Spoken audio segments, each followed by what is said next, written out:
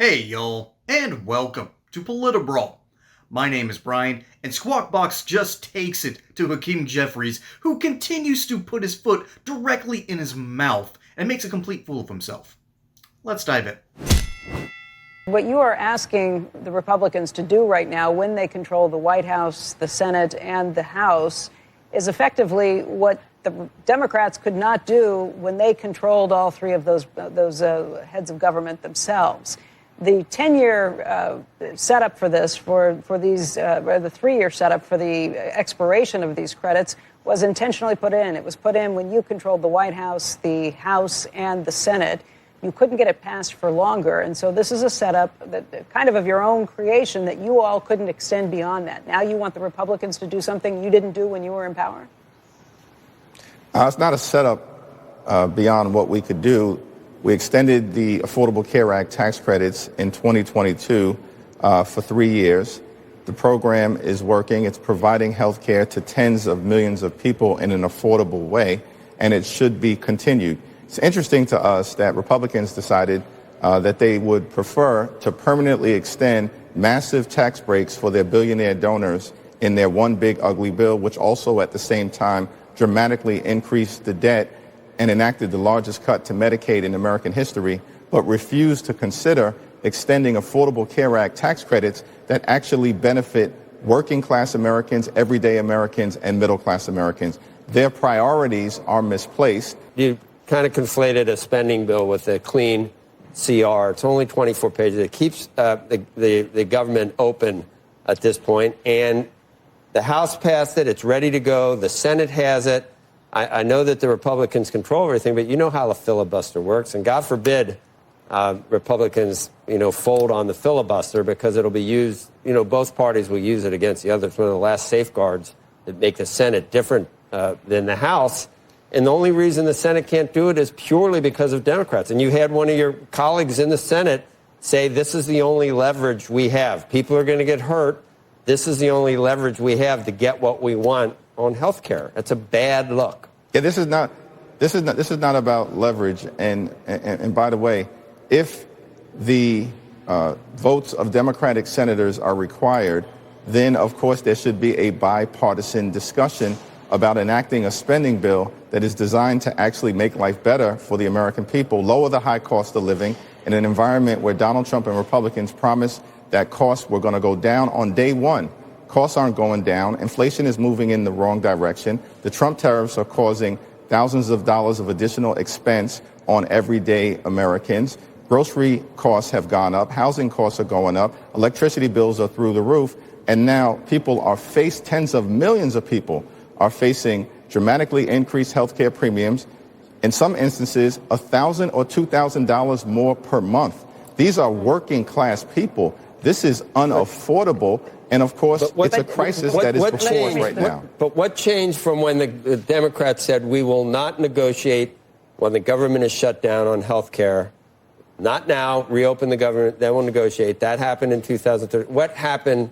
What changed since then to where we are now, where you can use a government shutdown to extract concessions from Republicans?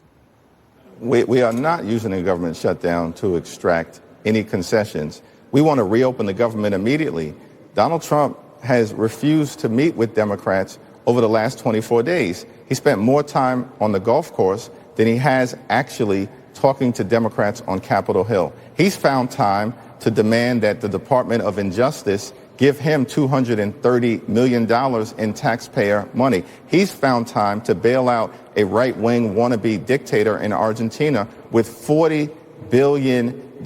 He's found time to demolish the East Wing of the White House in the most horrific way possible because he wants to erect a ballroom so he can be celebrated like a king. He's found time for all of these different things, but somehow can't be bothered to reopen the government or can't be bothered to find a dime to extend the Affordable Care Act tax credits. Okay, let's talk about some of these issues. You bring up inflation, and you're right to do so. We just got the CPI. It was not quite as hot as had been anticipated, but inflation is higher than the Fed's target range or than anybody feels comfortable with. The problem is inflation is often caused by government spending. Additional government spending is not likely to get it to the point where we are going to see less inflation out there. How do you handle that? This is not additional government spending. It is additional government spending. You're looking for another $350 billion of additional government spending over the next 10 years? That's just with the Obama.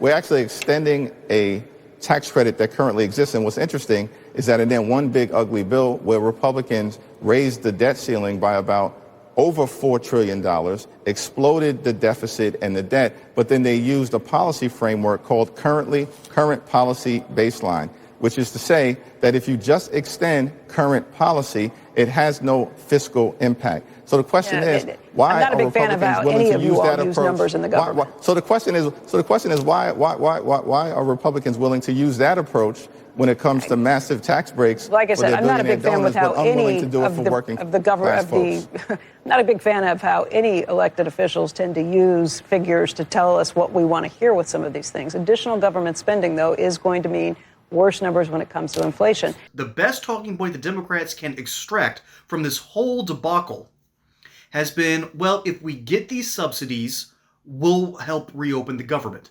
And Squawk Box says, okay, so you're wanting Republicans to give you stuff, right? And Hakeem Jeffries says, no. Wait a minute. That's not right. Nothing about what I just said makes sense then. Because if he's not wanting extra things from Republicans in order to help reopen the government, then why is the government shut down? That leaves only a handful of possibilities, and one of which is pure Trump derangement syndrome.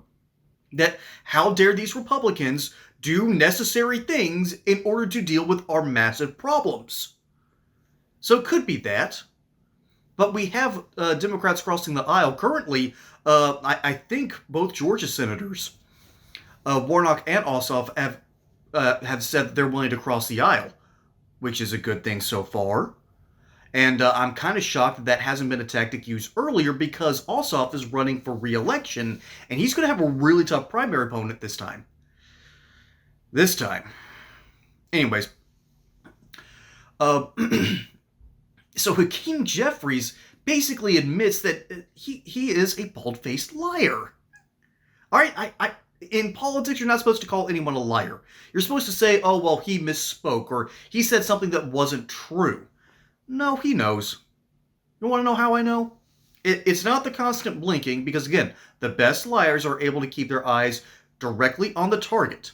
They're able to deflect just enough to make you unsuspicious, while making sure that they're reading the room, but ensuring that your attention is on them.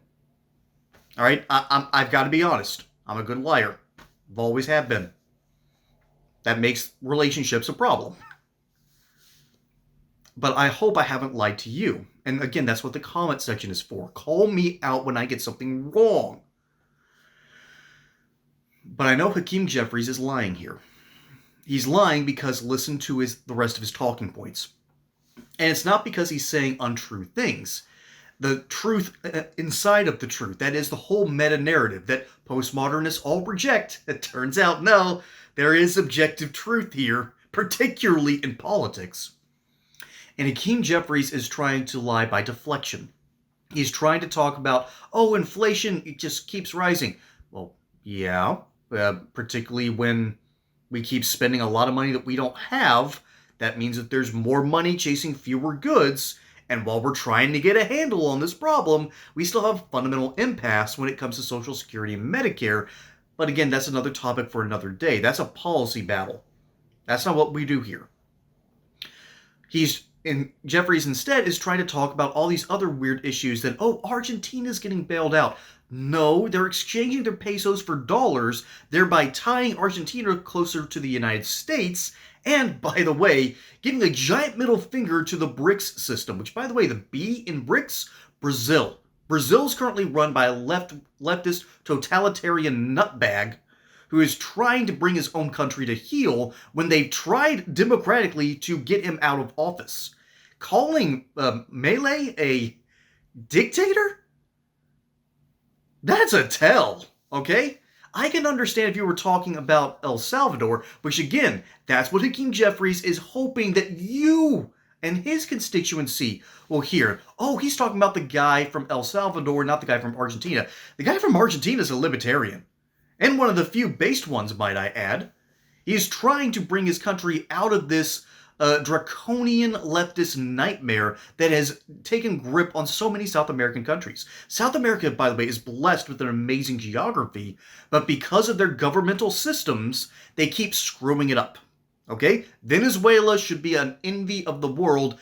Leftists keep screwing it up. Argentina should be an envy of the world. Leftists kept screwing it up, and now they're trying to go in a completely different direction. Hakeem Jeffries is trying to deflect in any way possible, which means he knows he has a losing hand, and he's trying to bluff his way out. That's why I'm calling him what he is. He's essentially lying about what's going on. He's trying to extract things from the Republican Party and get some extra concessions, all at the risk of a larger looming shutdown, which granted isn't his fault, it's Chuck Schumer's. But Hakeem Jeffries is a part of the same party and wants the exact same goals. And Squawk Box, they've had enough. Alright? The veil of illusion has basically been broken. And Squawk Box has had enough. They're trying to get these Democrats to admit that, yeah, they're the ones being a little unreasonable here. Yeah, you can talk about subsidies all you want, but the reality is, you're the one advocating for a shutdown. You're the one quite literally throwing off the reins and saying, I'm not steering the stagecoach anymore. And now Donald Trump is leading it down a road. And you know what? I kind of like where it's going. A lot of Americans seem to back me up on that. And the mainstream media can no longer run point for the Democrats as they once were. That's the reality of the situation, and Hakeem Jeffries can't handle it. But let me know what you think down in the comments below. My name is Brian. Hope you enjoyed that segment here on Politibrawl. Don't forget to like and subscribe. Catch you on the next one. Until then, y'all have a good one. And if you feel so led and you love our channel just that much, become a member. You are going to get exclusive content. You'll help support the team because remember, I'm the flashy center fielder. There's starting pictures of editors and producers behind me doing articles, doing extra work, putting in the hours. Again, if you feel led, become members on this channel for $5 a month for subscriptions. Until next time, y'all have a good one.